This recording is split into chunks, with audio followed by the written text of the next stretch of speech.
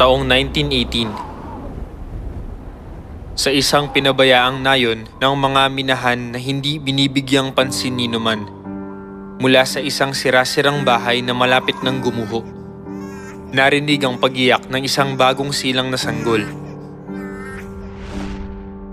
2,000 taong nakalilipas, kahit papaano ay pinaglingkuran siya ng mga nilalang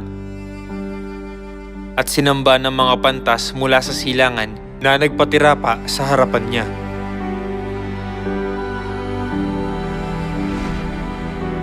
Sa isang sira-sira at maduming bahay, sa malamig na sahig, ang ating ama ay pinanganak sa kanyang ikalawang pagdating. Sa matindi at napakalamig na hangin, ang Diyos ay muling dumating bilang tao at nanahan na kasama natin. Isa itong nakamamatay na digmaan. Bago pa man tuluyang mawala ang bangungot ng kamatayan, isa na namang madilim na anino ang bumalot sa lahat ng kontinente. Iyon ay ang Spanish flu.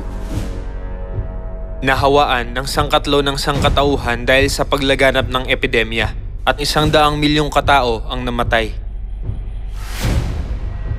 Walang tigil silang hinabol ng kamatayan. Tinawag ito ng mga tao na isang medikal na holocaust. Ang kakilakilabot na sakuna ay kumalat sa buong mundo at hindi eksepsyon ang Korea dito. Tila nawala ang epidemya, pero mabilis na nagbago ang sitwasyon. Mabilis na tumaas ang bilang ng mga namatay. Sa ilang nayon, ang lahat ng tao ay nahawaan at walang mag-aasikaso sa labi ng mga namatay. Iyon ay isang kakilakilabot na tanawin. Isa itong nakakatakot na sakuna kung saan nahawaan ang kalahati ng populasyon ng Chosun at 140,000 katao ang namatay. Ang epidemya ay nagmula sa Espanya at mabilis na kumalat hanggang sa Korea na nasa kabilang panig ng daigdig.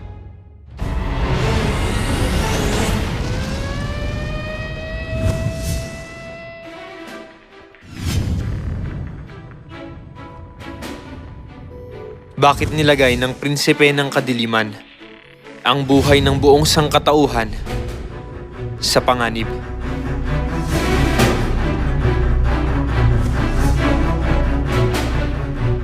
Ang 1918, ang taon kung kailan nanginig si Satanas sa matinding takot.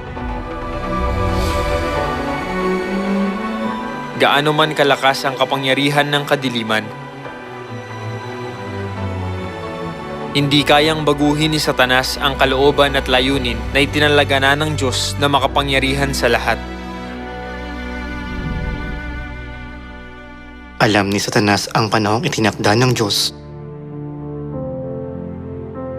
Hinulaan niya ang panahon ng pagkasilang kay Moises na siyang gagabay sa mga Israelita at pinukaw ang puso ng Paraon na magbigay ng utos na ipapatay ang lahat ng lalaking isinilang sa mga Hebreo. Nang panahong iyon, isinilang si Moises at nanganganib siyang ipapatay, ngunit tumakas siya sa palasyo ng Paraon dahil sa kabutihang loob ng Diyos.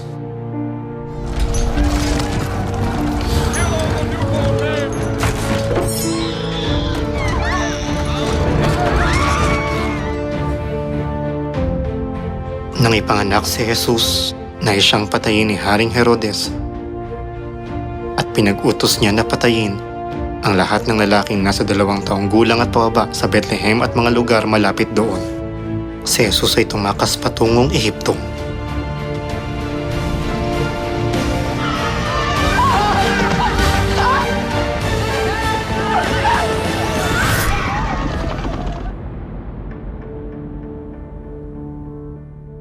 Gaano man katuso si Satanas, hindi niya kailanman mababago ang pinanukala o plinano ng Diyos.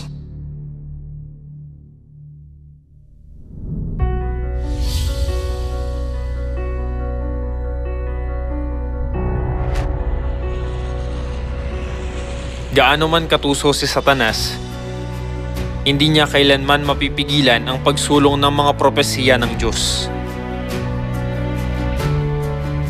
Ang orasan ng kasaysayan ay nagsimula na sa paggalaw ng mga kamay nito.